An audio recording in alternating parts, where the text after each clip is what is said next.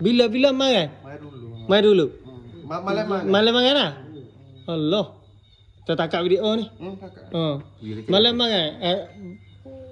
Benar potensi je. You tak aneh Ni. How many masjid they kill, they bomb in the Yemen? You know? I don't know, but they kill many people. Many people. But I don't know, 30 people. Or Many people มันหลายคนล่ะ Mantuan nak lain kon. Banyak tempat ke lah? Banyak tempat di Ni sini. tempat Oh, Dia tengok. tadi katuk ke nanti. many area Tu. Dia tengok kalau Oh, rak. kat rak ya. Cak kita nak apply tak boleh. Kita dah Tak tengok. umur je tak kill. Oh, dah kita dah tengok semua tu demo tutup habis dah. Habis tu payah habis tu. oh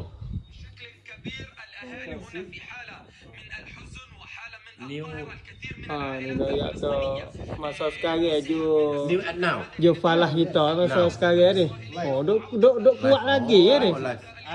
live Live live. now Oh, masa sekarang duk kuat lagi tapi pun berita tak ada tubik mana.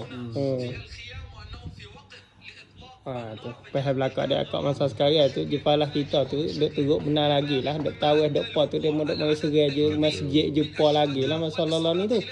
Dari segi only few hours. They kill 3 hours something. 1 hour 1 jam. satu je saja. Few hours they kill many people. 1 hour.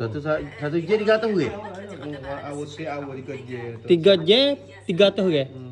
300. Meninggal dunia. 300 something. For 300 santi praman. Oh, agak-agak gitulah. Die only one atau mati tu. Mati dah. for injury, maybe 500 or 700. Sakit dah tahu lah. Oh, sakit dah orang mati tu 300 lebih. Oh, 300 dah boleh marah hari tu dia.